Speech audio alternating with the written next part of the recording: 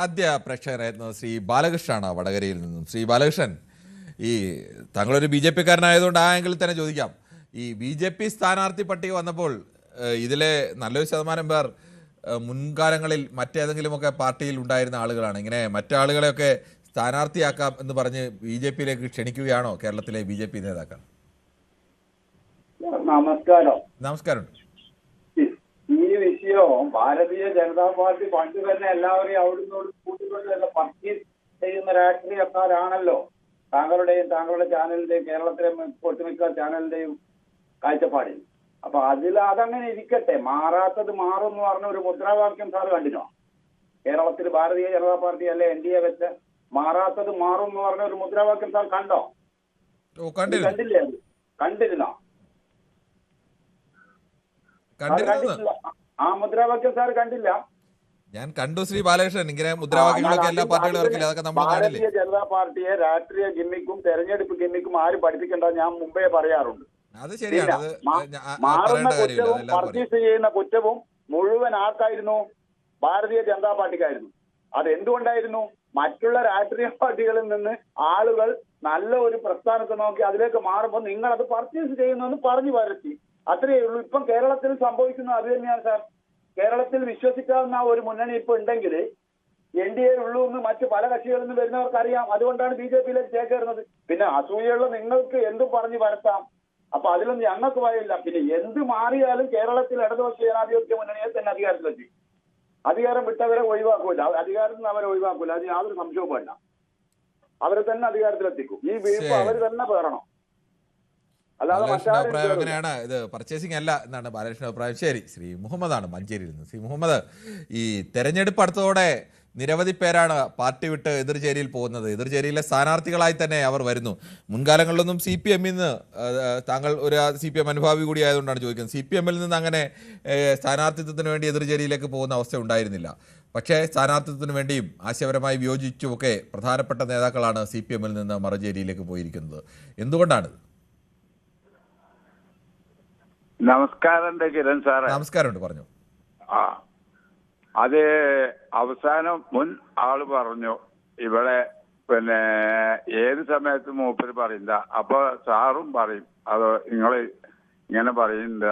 അതായത് കേരളം ഞങ്ങൾ തന്നെ ഭരിക്കും എന്നുള്ളതാണ് മൂപ്പരി അഭിപ്രായം. ഏത് സമയത്തും പറയണേ. അത് അവസാനം പറഞ്ഞു. ഞാനൊന്ന് പറഞ്ഞുതരാം. ഓർക്കണം. എങ്ങനെ സാർ? BJP കാരനാണെന്ന് കൂടി ഓർക്കണം. അത് അച്ഛനായിട്ട് ഓർക്കുന്നുണ്ട്. അയാളെ പറയും ഏത് സമയത്തും അയാളെ വാക്ക് അങ്ങനെ വരല് എന്ന് വെച്ചാൽ അത് നല്ല കാര്യമാണ് മൂപ്പർ പറഞ്ഞത്. ഞാൻ അതിനെ അഭിനന്ദിക്കും. പിന്നെ വേറൊന്ന്, പിന്നെ ഞങ്ങളെ പാർട്ടിയിൽ നിന്നും വല്ലാതെ ഇപ്പൊ ആള് പോയി എന്ന് പറയുന്നത് ശരിയാണ്. മുമ്പും പോയിട്ടുണ്ട്, ഇപ്പോ അധിക പേരും പോയി. ഇപ്പൊ അതിന്റെ ഒരു ഉദാഹരണമാണ് ഇപ്പൊ പലരൊക്കെ മത്സരിക്കാൻ നിൽക്കുന്നത്.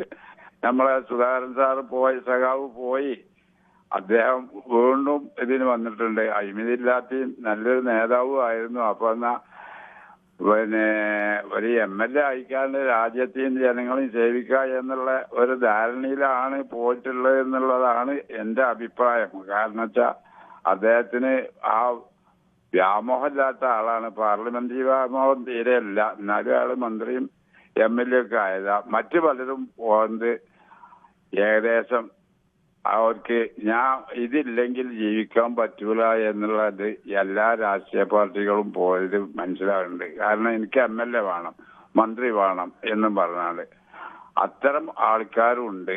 അവര് എന്താ ഇങ്ങനെ പോണെന്ന് പറഞ്ഞത് മനസ്സിലായില്ല. അതുകൊണ്ട് ആ പോണത് ശരിയല്ല എന്നുള്ളതാണ് എന്റെ അഭിപ്രായം സാറേ. ശരി, ശ്രീനിവാസനാണ് തിരുവനന്തപുരത്ത് നിന്ന്. ശ്രീനിവാസൻ, ഈ ഉത്തരേന്ത്യയിലൊക്കെ തലേന്ന് വരെ ഒരു പാർട്ടിയിൽ നിൽക്കുക, ആ പാർട്ടിയിൽ സ്ഥാനാർത്ഥി ആയില്ലെങ്കിൽ പൊടുന്നനെ അടുത്ത എതിർ മുന്നണിയുടെ അല്ലെങ്കിൽ എതിർ പാർട്ടിയുടെ സ്ഥാനാർത്ഥിയായി വരിക, അതൊക്കെ അവിടെ ഒരു പതിവാണ്. അവർക്ക് അങ്ങനെ രാഷ്ട്രീയ ആശയങ്ങളൊന്നുമില്ല. പക്ഷേ കേരളത്തിൽ അങ്ങനെ ആയിരുന്നില്ല. പക്ഷേ കേരളത്തിലും ഇപ്പോൾ ഇങ്ങനെ സീറ്റ് കിട്ടിയില്ലെങ്കിൽ കൂടുമാറുന്നവരുടെ എണ്ണം കൂടുകയാണ്. ഇപ്പോ അത് മാർക്സിസ്റ്റ് പാർട്ടിയിലെ തരങ്ങൾ കൊണ്ടാണ് അവരുടെ പാർട്ടിയിൽ നിന്ന് ആൾക്കാർ ലക്ഷം കണക്കിലാണ് മാറിക്കൊണ്ടിരിക്കുന്നത്. ഇപ്പോഴും മാറിക്കൊണ്ടിരിക്കുന്നത്. പിണറായി വിജയന്റെ ഏകാധിപത്യ രാഷ്ട്രീയത്തിന് എതിരമായിട്ട് അവസാനമായി ആനടിക്കില്ല ഇത്. അപ്പൊ ഈ കോൺഗ്രസിൽ നിന്ന് മാറുന്നത് എന്തുകൊണ്ടാണ്? ഞാൻ പറയാം, കോൺഗ്രസിലും മാറി കഴിഞ്ഞാൽ അല്ലറ ചില്ലറ പ്രസിഡന്റുമാര്, മറ്റേ പ്രസിഡന്റുമാര്, അതൊന്നും കാര്യാക്കേണ്ട ഈ കാര്യം. കഴിഞ്ഞ തവണ മത്സരിച്ച BS അനൂപും R രശ്മിയും ഒക്കെ കോൺഗ്രസിൽ നിന്ന് മാറിയവരല്ലേ? ആയിക്കോട്ടെ, അതൊക്കെ തെരഞ്ഞെടുപ്പ് വരുമ്പോ എല്ലാവർക്കും സീറ്റ് കൊടുക്കാൻ പറ്റുമോ? 140 ഇത് തന്നെയല്ലേ മറ്റേ പാർട്ടിക്കും ബാധകം, CPM-നും ബാധകം തന്നെയല്ലേ? 140 അതല്ല, 140 സീറ്റ് ഉണ്ട്. അത് എല്ലാവർക്കും കൊടുക്കാൻ പറ്റുമോ? അർഹതപ്പെട്ടവർക്ക് VD സൈസം പറഞ്ഞോളം. അത് അവിടെ നിൽക്കട്ടെ ശ്രീനിവാസൻ. എന്റെ സംശയം, ഈ CPM-ൽ നിന്ന് മാറുന്നത് പോലെയും കോൺഗ്രസിൽ നിന്ന് മാറുന്ന, അങ്ങനെ ഒരു പാർട്ടിയിൽ നിന്ന് മാറുന്നത് മോശപ്പെട്ട അവസ്ഥയും മറ്റേ പാർട്ടിയിൽ നിന്ന് മാറുന്നത് കൊള്ളാവുന്ന അവസ്ഥയെന്ന് പറയാൻ കഴിയുമോ? എനിക്കറിയില്ല. താങ്കൾക്ക് അങ്ങനെ അഭിപ്രായം ഉണ്ടെങ്കിൽ പറയാം.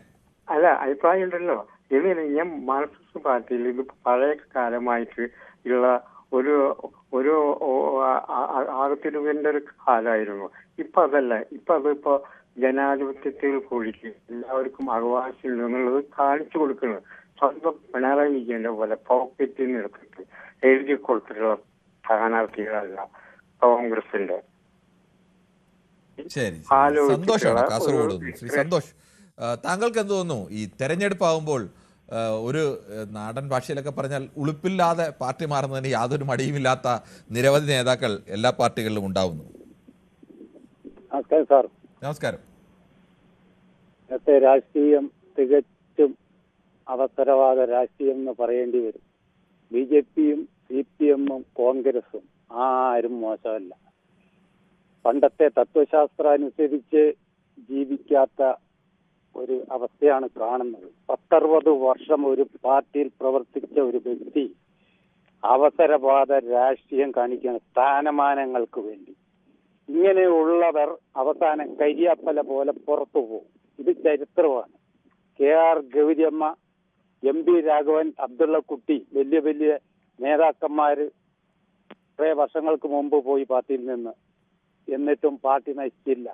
സന്തോഷ്, MP രാഘവന്റെ KR ഗൗരിയമ്മയുടെ കൂടെ അബ്ദുള്ളക്കുട്ടിയുടെ പേരൂടെ ഒക്കെ ചേർത്ത് പറയുന്ന ഇച്ചിരി കടന്ന കൈയായി പോകും കേട്ടോ.